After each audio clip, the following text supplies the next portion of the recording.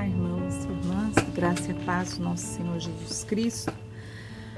Hoje nós teremos a nossa segunda aula, né? Nós vamos continuar o módulo Fundamentos da Fé como havíamos nos proposto. O nosso tema hoje é arrependimento, dando sequência então aos nossos estudos. Na aula passada nós falamos sobre pecado e nós vimos que com a queda do ser humano, com a queda do homem e da mulher, nós nos tornamos escravos do pecado. E nós vimos que nós somos tentados, mas nós não somos tentados por aquilo que nós não desejamos. Nós somos tentados pela nossa própria carne, pelos desejos da nossa própria carne. A satisfação desses desejos a qualquer preço, né, fazer qualquer coisa para satisfazer esses desejos ou até necessidades, é que então nos leva a pecar, porque nos leva inclusive a ultrapassar limites estabelecidos por Deus. Nós vemos isso no caso lá do jardim, quando Adão e Eva escolheram tomar do fruto que não deveriam tomar, porque o desejo do coração deles era ser mais, era ser alguém igual a Deus, né? E por fim nós falamos que o pecado, ele traz consequências, né? O pecado é errar o alvo, é ultrapassar limites, é sair do propósito para o qual Deus nos criou. Mas ele tem consequências, ele traz consigo consequências. Algumas já momentâneas, algumas imediatas, né? Mas a principal consequência é a eterna, que é a morte espiritual. A morte espiritual é a nossa separação eterna do nosso Deus, né? E quando nós erramos o alvo, quando nós fazemos qualquer coisa para saciar os nossos desejos carnais, nós pecamos e nós estávamos presos a esse ciclo, que é um ciclo destrutivo, que essa lição de hoje já nos fala, então, né? Um ciclo destrutivo que nos estava levando direto ao inferno, né? Porém, a Bíblia, ela nos traz boas novas, boas notícias. O Evangelho significa boas novas. E no Evangelho nós vemos que há sim uma saída, há sim uma solução. E Efésios 2, versículo 1, diz que estávamos mortos nos nossos delitos e pecados. Mas esse mesmo versículo também diz que Ele nos deu vida, Ele nos vivificou, estando nós mortos nos nossos delitos e pecados. Ele quem? Como que isso aconteceu? De que forma que isso acontece? A vivificação, ela acontece por meio do conhecimento da verdade e por crermos nessa verdade. Que verdade? A verdade da palavra de Deus, né? A verdade do Evangelho de Jesus Cristo. E aí nós vamos tomar por base o texto de Atos 2. Nós temos alguns textos aqui que nós vamos citar, né? E eu quero só dizer que hoje eu não coloquei o PowerPoint, porque como a maioria às vezes está vendo esses vídeos pelo celular, eu entendi como inútil, porque quando você vê pelo celular você não vai conseguir visualizar os textos que aparecem no PowerPoint. Mas de qualquer forma vocês podem colocar nos comentários, caso vocês prefiram com o PowerPoint, quem talvez está vendo no computador ou numa Smart TV, que aí vai ter acesso, né? Vai poder visualizar com mais facilidade os textos que são colocados ali, são disponibilizados. Vocês podem deixar no comentário e aí na próxima aula nós retornamos com esse recurso, né? Mas o texto de Atos 2, versículo 37 e 38, nós podemos ver algo que aconteceu ali no início, né? No início do ministério dos apóstolos, né? No início da igreja, como igreja cristã, né? E diz assim: ouvindo eles estas coisas, compungiu-se-lhes o coração e perguntaram a Pedro e aos demais apóstolos: que faremos, irmãos? Respondeu-lhes Pedro: arrependei-vos e cada um de vós seja batizado em nome de Jesus Cristo para a remissão dos vossos pecados e recebereis o dom do Espírito Santo. Então, o que estava acontecendo ali? Quando Jesus subiu aos céus, né, depois da ressurreição, ele deu a missão que nós fôssemos, que nós pregássemos o Evangelho, que nós fizéssemos discípulos. E era isso que estava acontecendo. E ali na cidade, você pode ler todo o texto de Atos 2, é um texto muito bonito, né? Há um grande ajuntamento de pessoas. E Pedro e os apóstolos que ali estavam começaram a anunciar Cristo. E começaram a anunciar as grandezas de Deus. E começaram a anunciar o amor de Deus. E as pessoas tiveram seu coração, como diz aqui o texto, né? Compungiu-lhes o coração. Né? Aquele momento assim que eles entenderam e o coração deu aquele aperto. Aquele momento que a gente às vezes para e pensa: meu Deus, por que eu estou fazendo isso? Meu Deus, por que eu estou fazendo desse jeito? Por que eu não mudei ainda a minha atitude? Por que eu não enxerguei que isso aqui está errado? E isso acontece ali com aqueles discípulos e eles, a única coisa que sobra para eles é perguntar para aqueles que estavam levando as boas novas: o que a gente faz agora? Né? O que nós podemos fazer? O que vai ser da nossa vida? Então eles recebem essa resposta: arrependei-vos, arrependei-vos. Um outro texto que eu gosto bastante e que para mim ele traduz muito isso que acontece no nosso coração, está lá em Isaías capítulo 6, e aí a gente percebe que o arrependimento não é uma novidade do Novo Testamento, né? E também não acaba quando nós conhecemos a Cristo, mas ele deve acontecer sempre, constantemente, todos os dias, a cada momento que nós nos damos conta de que nós estamos saindo do propósito, saindo do caminho, ultrapassando um limite, ou que nós estamos correndo o risco de cair em tentação. Nós precisamos voltar para os trilhos, nós precisamos nos arrepender, né?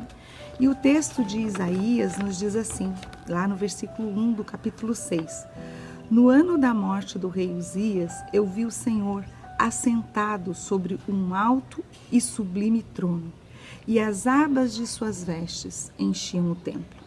Serafins estavam por cima dele, e cada um tinha 6 asas, com 2 cobria o rosto, com 2 cobria os seus pés, e com 2 voava.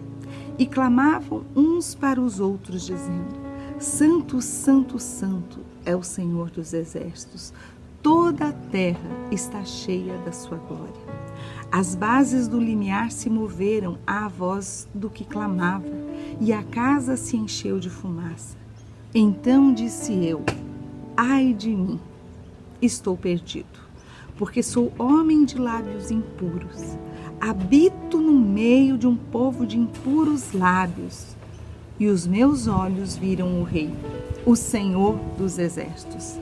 Então um dos serafins voou para mim, trazendo na mão uma brasa viva que tirara do altar com uma tenaz. E aí o texto vai dizer que o anjo tocou os lábios de Isaías e purificou os lábios de Isaías, né? Se você quer ler a sequência depois. Mas a questão que eu trouxe esse texto para nós, nessa aula, nessa lição, nesse dia, é o versículo 5, quando Isaías diz: ai de mim, eu estou perdido. O que isso nos ensina? Queridos, quando nós nos deparamos com a verdade, quando nós olhamos para Jesus, quando nós somos confrontados com a verdade, a única possibilidade que nós temos quando olhamos para nós mesmos é essa fala de Isaías: ai de mim. A palavra do Senhor nos diz que não há um justo sequer, que todos pecaram e carecem da glória de Deus. Então, quando nós só pensamos na possibilidade de não pecarmos, nós já estamos pecando. Tem um texto na palavra do Senhor que nos diz: se dissermos que não temos pecado, a nós mesmos nos enganamos e o fazemos mentiroso. Está lá na primeira carta de João. Então, assim, não dá para a gente dizer que não tem pecado. E quando nós somos confrontados com a verdade da palavra, com o tamanho do amor de Deus que nos amou, sendo nós ainda pecadores, a única possibilidade é essa: ai de mim, que sou pecador. Ai de mim, o que eu faço, o que fazer? E a resposta está exatamente nessa fala de Pedro: arrependei-vos. E há também um outro texto que eu quero trazer para os irmãos, que está ali ainda em Atos, no capítulo 3, versículo 19, que nos diz assim: arrependei-vos, pois, e convertei-vos para serem cancelados os vossos pecados. Nós precisamos voltar os nossos olhos a Deus e precisamos nos converter dos nossos maus caminhos. O arrependimento, ele acontece quando nós nos convencemos que nós estamos no caminho errado e temos o desejo e a atitude de mudar esse caminho, né? Porque o arrependimento, ele traz com ele esse desejo de mudança, de transformação, de deixar o pecado. Como Isaías: ai de mim, o que eu faço agora? Eu preciso tomar uma atitude. Como as pessoas ali que ouviam os apóstolos: o que fazemos agora, irmãos? Não dá para continuar. Eu só me arrependo de fato se eu entendo que eu não posso continuar na mesma prática, que eu não posso continuar com as mesmas atitudes, fazendo as mesmas coisas. Porque arrependimento sem desejo de mudança, sem desejo e atitude de mudança, não passa de remorso. E arrependimento, diferente de remorso, gera vida. Remorso gera morte. Eu não estou com uma profunda tristeza pelo que eu fiz e com um profundo desejo de acertar.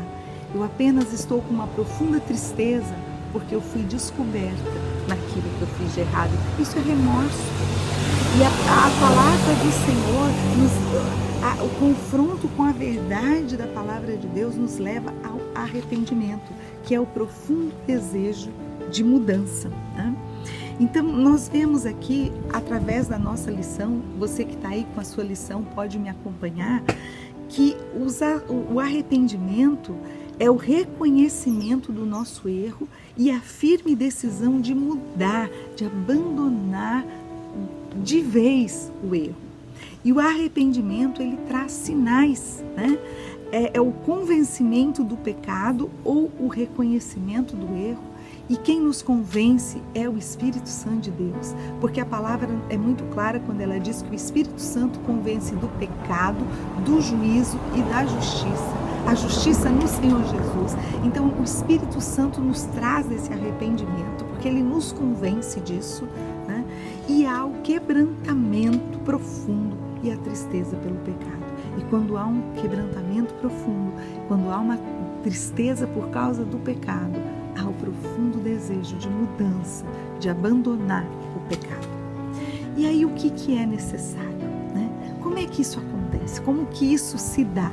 Como que isso na prática acontece nas nossas vidas?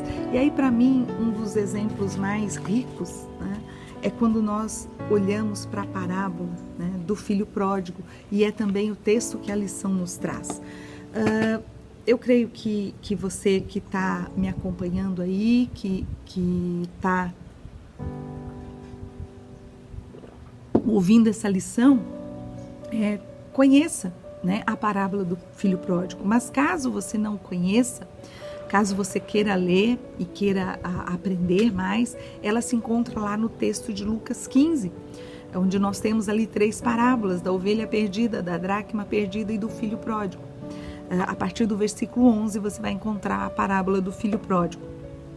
E essa parábola nos conta a história de um filho que estava na casa do pai e podia desfrutar de tudo que o pai tinha, né? E ele, num dado momento, ele decidiu que aquilo não estava bom para ele. E que ele queria viver a vida dele, do jeito dele, com as escolhas dele, aproveitar a vida, curtir. E ele chega então para o pai e pede para o pai a parte que lhe caberia na herança, né?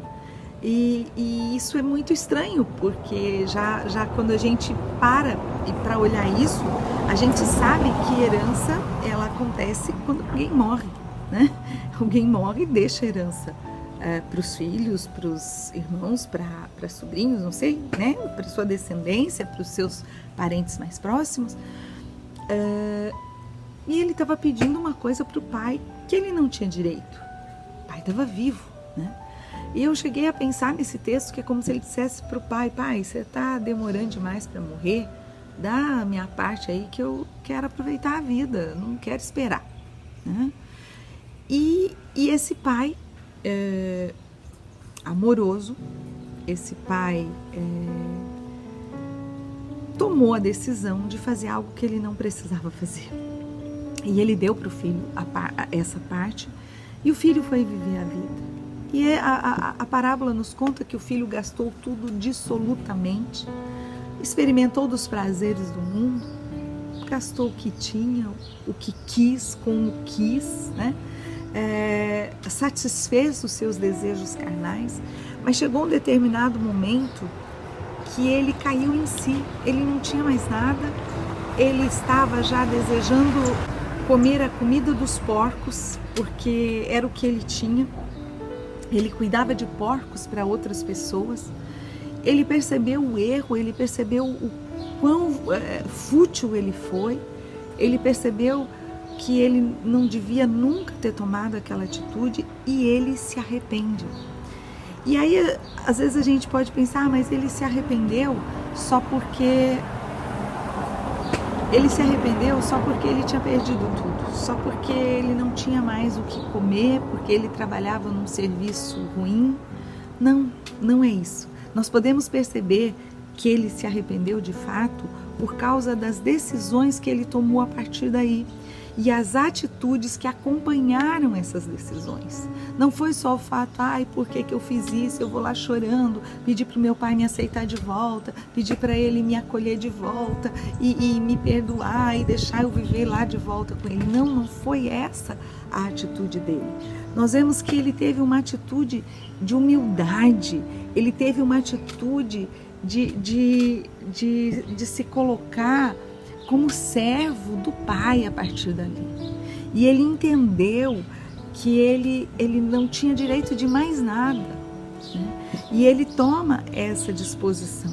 Ele reconhece o erro, ele se dispõe a pedir perdão ao pai e ele se propõe a pagar o preço que fosse necessário. Não é, vou voltar lá e o meu pai vai me acolher e eu vou ter tudo de volta. Não, eu vou voltar lá, eu vou me humilhar, eu vou pedir perdão para o meu pai e eu vou pedir emprego para o meu pai, porque eu prefiro ser um escravo do meu pai, um servo do meu pai, um empregado do meu pai, porque o meu pai trata melhor os empregados do que eu estou sendo tratado aqui pelos estrangeiros, pelas pessoas que não faziam parte do povo dele, né? Então ele tomou essa disposição. E quando nós lemos o texto, nós vemos que foi exatamente isso que ele fez. E ele se humilhou. E tem um texto que diz que Deus dá graça aos humildes.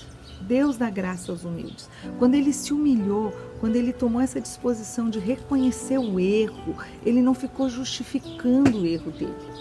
E muitas vezes nós ficamos justificando os nossos erros. Isso não é arrependimento. Quando nós falamos, eu fiz isso, mas é porque fulano fez aquilo. Eu fiz isso, mas eu não sou tão ruim, porque olha o que as pessoas fazem, né? Nós estamos vendo muito isso nesses dias, né? Pessoas estão reclamando muito nas redes sociais, e nós estamos vendo, não adianta nós colocarmos máscara porque os outros não colocam. Mas os outros não colocarem não significa que nós não precisamos também. Nós precisamos sempre fazer a nossa parte. O certo precisa ser feito sempre, independente do outro. O erro do outro jamais vai justificar o meu, né? Eu brinco às vezes que falo, olha, no máximo, explica, mas nunca justifica. Nunca justifica. Eu preciso fazer as escolhas certas, eu preciso tomar as decisões certas. Então, justificar o erro não é arrependimento. Às vezes a pessoa se dispõe a pedir perdão porque ofendeu, porque magoou. Aí ela vai lá no que ela ofendeu, no que ela magoou, e ela diz, olha, meu irmão, olha, minha irmã, você me perdoa, né? Eu sei que eu não devia ter feito tal coisa, mas também você fez isso. Isso não é arrependimento. O pedido de perdão é me perdoa porque eu errei. Me perdoa porque eu fiz errado. Você reconheceu que você fez errado. E você não justifica o seu erro porque a outra pessoa também errou. Se a outra pessoa reconhecer que também errou, se o coração dela for tocado e for gerado arrependimento nela também, aí sim ela vai dizer, olha, eu também errei. Mas nós não podemos justificar os nossos erros, nós não podemos justificar o nosso pecado, nós precisamos aprender a assumir as nossas responsabilidades. Nós somos responsáveis pelas nossas escolhas, a menos que você seja um incapacitado, uma incapacitada, a menos que você não tenha condições mentais para decidir. Você precisa aprender a se responsabilizar pelos seus erros, pelas suas atitudes. E quando se arrepender, reconhecer que você deveria sim fazer de outra forma, se humilhar, ter humildade para reconhecer. Nós temos muita dificuldade nisso. Nós temos muita dificuldade em reconhecer os nossos erros, em transferir a nossa responsabilidade para outra pessoa. Eva fez isso, Adão fez isso. Quando o Senhor vai conversar com Adão e Eva, nós vemos isso claramente. Eles não se arrependeram, eles transferiram a responsabilidade que era deles. Eva disse, a serpente me enganou, a culpa é dela. E Adão foi ousado pra caramba, né? Adão disse, Senhor, foi a mulher que tu me destes. Em outras palavras, quem mandou o Senhor me dar essa mulher? A culpa é sua, Deus. Nós somos, sim, especialistas em transferir a nossa responsabilidade para outra pessoa. A culpa é do irmão, a culpa é da irmã, a culpa é do marido, é do esposo, é do pai, da mãe, do filho, da filha, do pastor, da pastora. Minha? Nunca. Não, eu não. Eu sou uma pobre coitada, sou tão boazinha, sou tão querida, sou tão meiga. Só que não, né, queridos? Nós precisamos aprender a assumir as nossas responsabilidades nas nossas escolhas, nas nossas decisões, nas nossas atitudes. Nós precisamos ter humildade. A segunda coisa que nós vemos no filho pródigo, a restituição, ou seja, a disposição de voltar atrás quando percebe que tomou uma decisão errada. Eu não devia ter feito isso. Eu não devia ter feito isso. Eu vou lá e eu vou consertar essa situação. Eu vou lá, vou assumir a bronca e vou pagar o que tiver que pagar. Se eu tiver que trabalhar, se eu tiver que fazer qualquer coisa para consertar essa situação, eu vou fazer. Se eu tiver que agora ser tratado como empregado e não mais como filho, não tem problema. É isso que eu vou fazer, porque eu quero consertar essa situação. Nós precisamos ter esse tipo de atitude. O arrependimento genuíno nos leva a querer restituir àqueles ou aquelas que nós magoamos, que nós ofendemos, que nós enganamos, que nós passamos a perna, seja lá o que for que a gente fez, né? Fizemos errado. Então nós precisamos restituir. Zaqueu teve essa atitude, né? Zaqueu, o homem baixinho, pequenininho, quando ouve falar de Jesus, ele quer muito ver Jesus. Ele quer muito ver Jesus. E ele sobe na árvore. E ele sobe na árvore e aí Jesus olha para ele e diz: Zaqueu, desce depressa, que eu vou me convencear contigo na tua casa hoje. E Zaqueu, o pecador, Zaqueu, o cobrador de impostos, Zaqueu, aquele que ninguém gostava, porque ele não só cobrava aquilo que era justo, mas ele extorquia, ele tirava além. E aí Zaqueu é confrontado com o amor de Jesus. E ele diz: Senhor, Senhor, eu quero restituir.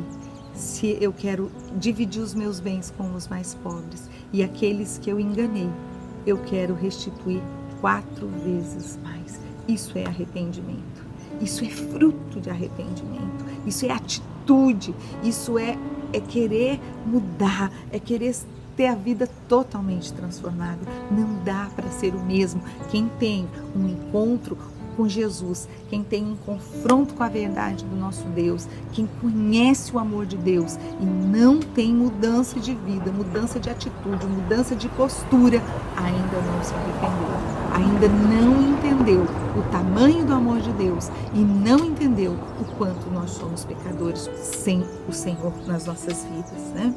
E aí nós vemos a confissão, né? O filho pródigo, ele não só se dispõe a voltar para casa, mas ele chega para o pai e ele diz: pequei contra o céu e pequei contra ti. Queridos, o nosso pecado em primeiro lugar é contra o Senhor, é contra Deus, porque quando nós estamos ofendendo alguém, quando nós estamos enganando alguém, quando nós estamos prejudicando alguém, quando nós estamos cometendo pecado, quando nós estamos defraudando alguém, nós em primeiro lugar estamos pecando contra o nosso Deus, porque nós estamos saindo do propósito para o qual Ele nos criou. Deus não nos criou para isso. Ele não nos fez para sermos enganadores, Ele não nos fez para sermos roubadores, assassinos, para sermos pessoas que pisam no próximo. Não, Ele nos fez para sermos filhos, para sermos canal de bênção. E não pense que Ele fez só você para ser assim, não, Ele fez todos para ser isso. Então, além de você estar saindo do propósito, você está magoando, ofendendo, traindo, prejudicando alguém que foi feito também para ser filho de Deus, também é alvo do amor de Deus, também é alguém amado por Deus. E nós, você que é pai, que é mãe, você sabe quando alguém prejudica um filho nosso, como dói em nós, não é verdade? Como isso nos atinge muito mais do que quando alguém prejudica a nós mesmos. Então, o filho pródigo, ele teve essa disposição de confessar com os lábios, de reconhecer, não só no coração, mas de falar: eu errei. Oh, dupla de palavra é difícil, né? Essa expressãozinha, eu errei, é difícil de sair dos nossos lábios, né? Mas precisa, viu, queridos? Precisa. Não adianta, às vezes a gente reconhece que errou e aí a gente fica tentando contornar a situação, mas a gente não é capaz de chegar ali e falar: eu errei, eu não devia ter feito dessa forma, né? E por fim, a gente vê também na vida desse jovem, desse filho pródigo, um firme propósito. Firme propósito. A nossa vida tem propósito, nós não estamos aqui por acaso, mas nós precisamos ter um propósito firme nas nossas decisões. Não adianta só eu me arrepender e querer mudar, eu preciso ter o firme propósito de mudar verdadeiramente, porque é uma batalha. A carne milita contra o espírito, nós éramos escravos do pecado. Nós estávamos acostumados a viver dessa forma e nós precisamos realinhar as nossas vidas com o propósito de Deus. Nós precisamos reprogramar muitas vezes os nossos hábitos, os nossos pensamentos, aquilo que nós fazíamos naturalmente. E esse rapaz, ele tem um propósito firme, ele está disposto a ser tratado como empregado para consertar o seu erro. Nós temos que ter um propósito firme de abrir mão, seja do que for, para consertar o nosso erro, para colocar em ordem as nossas coisas, pagar o preço necessário, sabendo que o maior preço já foi pago na cruz do Calvário. Mas nós precisamos sim estar dispostos a fazer o que é preciso. E se isso significar prejuízo financeiro, não faz mal. Se isso significar humilhação, não faz mal. Se isso significar trabalho, esforço físico, não faz mal. O importante é a gente ter o firme propósito de consertar o que precisa ser consertado. Tomar a decisão e não sair dessa decisão. Perseverar nessa decisão. Nós somos teimosos em tanta coisa na vida, mas nós precisamos muitas vezes ser teimosos para o bem. Teimar em fazer aquilo que é certo, mesmo quando tudo ao nosso redor está tentando nos levar a fazer o que é errado. O arrependimento, ele também traz consequências, né? Mas diferente do pecado, ele nos traz consequências boas. Quando nós nos arrependemos de maneira sincera diante de Deus, algumas coisas acontecem. Nós somos perdoados por Deus e nós somos purificados. Isaías 6, lá no versículo 6 e 7, eu vou abrir aqui a minha Bíblia, que você abre a sua aí, como a gente combinou, né?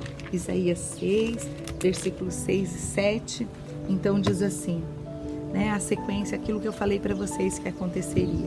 Versículos 6 e 7 diz assim: Então um dos serafins voou para mim, trazendo na mão uma brasa, que tirara do altar com uma tenaz, uma pinça, né? Foi lá, pegou a brasa. Com a brasa tocou a minha boca e disse: Eis que ela tocou os teus lábios, a tua iniquidade foi tirada e perdoados o teu pecado. E aí nós podemos ver que lá em 1 João 1,9 diz assim: se confessarmos os nossos pecados, Ele é fiel e justo para nos perdoar e nos purificar de toda injustiça. Amados, a história do filho pródigo, eu vou também abrir aqui e vou ler o finalzinho para você. Não é esse o objetivo do nosso arrependimento, não é para que aconteça isso, mas quando o arrependimento é genuíno, o Senhor Jesus nos ensina que é isso de fato que acontece. Lucas 15 vai nos ensinar, né? A partir do verso 20, diz assim: e levantando-se foi para o seu pai. Depois desse jovem tomar essa decisão, esse firme propósito de voltar lá e ser um empregado do seu pai, em ser um servo, né, para ser tratado como os empregados, ele se levantou e ele foi, porque o propósito dele era firme. Ele tomou a atitude de ir. E ele diz assim, no versículo 18, levantar-me-ei e irei ter com o meu pai e lhe direi: Pai, pequei contra o céu e diante de ti, já não sou digno de ser chamado teu filho, trata-me como um dos teus trabalhadores. E versículo 20 então, e levantando-se foi para seu pai. Vinha ele ainda longe quando seu pai o avistou, e compadecido dele, correndo, o abraçou e beijou. E o filho lhe disse: Pai, pequei contra o céu e diante de ti, já não sou digno de ser chamado teu filho. Ele cumpriu o propósito que ele tinha, de ir lá e pedir perdão e confessar o seu pecado, confessar o seu erro. E o versículo 22 então diz: O pai, porém, disse aos seus servos: Trazei depressa a melhor roupa, vestiu, ponde-lhe um anel no dedo e sandálias nos pés. Trazei também e matai o novilho cevado. Comamos e regozijemo-nos, porque este meu filho estava morto e reviveu, estava perdido e foi achado, e começaram a regozijar-se. Queridos, Deus não nos quer por empregados, Ele nos quer como filhos. E eu acho lindo esse texto, porque quando o filho tomou essa disposição, quando ele fez esse propósito e teve essa disposição, tomou essa atitude de ir até o pai veio ao seu encontro. quando nós nos arrependemos verdadeiramente e voltamos os olhos para o nosso Pai, Ele vem ao nosso encontro e Ele quer mudar as nossas vestes. Mudar as nossas vestes. Ele quer nos colocar um anel, restituir o nosso direito de filho. Ele quer colocar sandália nos nossos pés, quer nos guardar, nos cuidar como filhos. Mas para isso é preciso que haja verdadeiramente arrependimento. É preciso que haja verdadeiramente mudança de atitude. Haja fruto do arrependimento.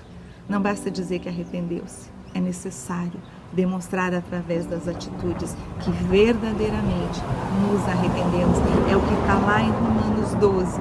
Mudança de mente, metanoia, muda de dentro para fora.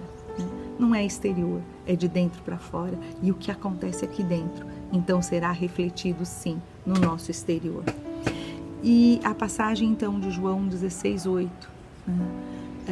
eu já citei o texto aqui, ela nos mostra que o verdadeiro arrependimento é obra do Espírito Santo nas nossas vidas, pois é Ele que nos convence do pecado. Que o Deus possa continuar falando ao teu coração. E eu quero fazer para você o desafio que está aqui na lição. Analise a sua vida. Perceba, olhe no espelho. Olhe no espelho da vida, se enxergue no espelho da vida. Veja se há algumas ações ainda pecaminosas que você não abandonou e que está lá, que eu costumo chamar, que parece até que é um pecadinho de estimação. Você faz de conta que não existe, mas vive acariciando ele. Você faz de conta que não tem, mas você vive flertando com ele, vive paquerando com ele, vive dando uma namoradinha com ele, E são tantas coisas, queridos, são coisas sutis. Que tipo de vídeos você tem assistido? Que edificam? Que tipo de coisa você tem buscado na internet? Coisas que te levam ao crescimento, coisas que geram vida, coisas que te levam para perto de Deus? Que tipo de filmes você tem assistido? O que tem alimentado o teu coração? Que tipo de palavras tem saído dos teus lábios? Porque a boca fala do que está cheio o coração. Como é que você tem tratado o teu esposo? Como que você tem tratado a tua esposa, teus filhos? Como que tem sido o relacionamento? Nós estamos vendo, amados, que o número de registro de violência doméstica cresceu assintosamente. Absurdo o que está acontecendo. As pessoas da mesma família não estão conseguindo conviver nesse tempo que estão precisando ficar mais dentro de casa, não estão conseguindo conviver. Isso não acontece só lá fora, isso acontece em lares cristãos. Agressividade, não tem carinho, não tem troca de carinho, não tem palavra de incentivo, de gratidão, de elogio, de reconhecimento, mas de acusação. Às vezes dentro da tua casa se tornou um lugar de competição. Os filhos estão competindo com os pais com os filhos, para ver quem é melhor, quem sabe mais, quem tem mais razão. Isso é pecado. Precisamos nos arrepender. Não é esse o propósito de Deus para uma família? Marido competindo com esposa. Esposa, eu quero deixar uma palavra para você. Veja as coisas boas que teu marido faz, reconheça e elogie. Elogie o teu marido. Estimule ele a crescer, a ser cada dia melhor. Seja grata pelo cuidado dele com a tua vida. Olha as coisas boas. Esposa, você é ajudadora, auxiliadora idônea. Você precisa ser sábia para que o teu lar seja edificado. Busque sabedoria de Deus. Marido, ame a tua esposa como Cristo amou a igreja. Porque se não estiver sendo assim, precisa arrependimento. Cristo deu a vida pela igreja. Dê a vida pela sua esposa. Trate ela com cuidado, com zelo, com graça. Seja parceiro, seja companheiro. Elogie a sua esposa. Olhe com os olhos que você olhava quando você se apaixonou. Ela continua aí, ele continua aí. Procurem resgatar. Tem que ficar mais junto? Faça mais coisas juntos então. Riam juntos, cozinhem juntos, lavem louça juntos. Não sei. Assiste uma comédia junto. Riam de si mesmo. Mas vivam o propósito de Deus para a vida de vocês. Que é ser um lar abençoado, onde tem harmonia, quando os filhos olham para os pais e se alegram, porque são pais que se amam, se respeitam, se valorizam, valorizem um ao outro, né? Se não está assim, se arrependam e tomem o firme propósito de estar assim, de colocar assim, de mudar a forma de tratar um ao outro. Olhem-se no espelho, o espelho, aquele que nos escancara para nós mesmos. E peça para o Espírito Santo. Espírito Santo de Deus, onde eu estou errando, vem me convencer, vem me mostrar para que eu possa me arrepender e gerar frutos de arrependimento. E quando o Espírito Santo te convencer, não pense duas vezes, decida mudar, escolha mudar. Confesse ao Senhor, renuncie o seu pecado e tome a atitude de mudança, em nome de Jesus. Vamos orar? Amado Deus e Pai, nós louvamos e bendizemos o Teu nome por esse tempo, por essa aula. Pedimos que o Senhor venha nos, realmente, pelo poder do Teu Espírito Santo, nos convencer daquilo que precisamos ainda mudar, deixar, renunciar. Nos convença, Senhor. Nós queremos abrir os nossos corações para o Teu agir nesse dia e que o Senhor tenha liberdade para falar conosco e que possamos ouvi-lo, Senhor, com os nossos ouvidos espirituais, possamos compreender a Tua voz, possamos, ó Deus, ser pessoas abençoadas, com lares abençoados, para que o Teu nome seja glorificado através das nossas vidas, num tempo onde tantas pessoas estão brigando, onde tantas pessoas estão muitas vezes se acusando. Nós, como filhos Teus, como filhas Tuas, nós podemos e nós queremos fazer a diferença. Pai, eu quero Te pedir por esta pessoa que está aí do outro lado, me ouvindo nesse momento e que tem algo ainda para renunciar, confessar, entregar nas Tuas mãos e descansar nos Teus cuidados, ó Pai, que o Senhor venha a socorrê-la nesse momento, Pai. Essa pessoa que está angustiada, Deus, que o Senhor venha trazer sobre ela a Tua paz e a certeza de que no momento que nós nos arrependemos verdadeiramente, o Senhor vem ao nosso encontro e o Senhor não só nos perdoa, mas o Senhor nos purifica de todo pecado. E nós já Te agradecemos, Paizinho querido, porque nós sabemos que o Senhor ouve a nossa oração. Nós Te bendizemos, no nome do Senhor Jesus. Amém. Amém. Até a próxima aula, querido. Nós estaremos falando na próxima semana, na nossa terceira aula, sobre salvação. Um abraço a todos, em nome de Jesus.